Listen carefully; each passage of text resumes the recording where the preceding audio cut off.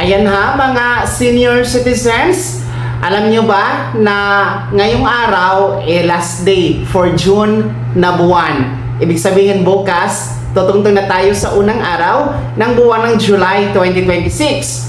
Ang ibig sabihin lang nito, mga senior citizens, third quarter na tayo para sa taong 2026. Kaya para sa ating mga senior citizens na kasama o benepisyaryo sa DSWD Social Pension Program, nasa pangatlong quarter na tayo ng 2026 at magsisimula na nga po ngayong buwan ng July ang payout ng inyong third quarter social pension na nagkakahalaga po yan ng 3,000 piso. Well, ang third quarter, 3 buwan yan, no? Kasi ang one quarter, 3 buwan yan. Sisimula tayo sa bilang mula sa buwan ng July, no? July 1 na tayo bukas, July, August, September. So, hanggang September, ang third quarter. So, hindi ibig sabihin na third quarter na tayo bukas, July 1, lahat nationwide magkaka-payout schedule na. Hindi po yon. Ang social pension payout po ay gaganapin within that quarter. So, alinman dyan sa July to September, dyan mangyayari ang payout ng inyong 3,000 piso na social pension. Ang atin po kasing social pension na payout, hindi po yan isang schedule lamang, no? Iba-iba po ang schedule per region at per municipality or LGU, no? At per barangay, iba-iba din po ang schedule niyan, mga ka-vlogs. Kaya hindi po talaga sabay-sabay. Okay? Kaya abangan nyo lamang po ang schedule, no? Well, anyway, July 1 pa naman tayo bukas. Basta hanggang September po yan, no? Para po sa schedule niyo for third quarter, maaari nyo naman po yung i-inquire, no? Pwede nyo po yung itanong sa inyong OSCA na nasa munisipyo nyo or LSWDO. Okay? Dahil sila naman po ang humahawak ng schedule, no? Sila po ay nagkakaroon din po yan ng kopya ng schedule from the DSWD Regional Office.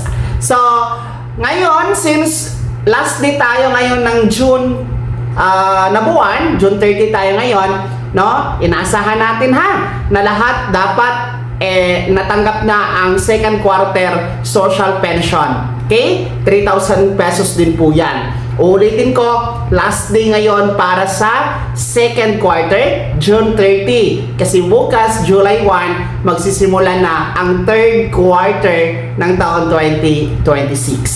Well, para ito sa mga kasali. Yung mga hindi po kasali sa social pension, mag-apply kayo sa OSCA. Wala namang problema, no?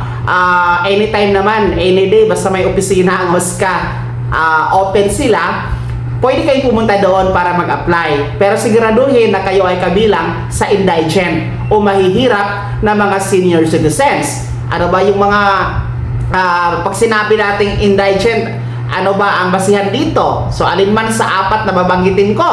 Una, wala pong pensyon na tinatanggap from SSS, GSIS, or PIVO na pensyon. Pangalawa, may kapansanan o may karamdaman. Pangatlo, walang source of income o walang hanap buhay. Pang-apat, walang sustento mula sa kanilang anak o immediate family. So, alinman dyan sa apat na criteria, kayo ay napabilang sa indigent at pwede kayong mag-apply at nakasali sa social pension. Isang buwan ay 1,000 pesos po ito at ang payout every quarter o 3 buwan na nagkakahalaga ng 1,000 piso at sa buong taon merong kabuuan na 12,000 pesos. Malaking bagay para sa inyong mga pangangailangan, pambili ng gamot, pambili ng pagkain, pag-check up at iba pa, mga senior citizens.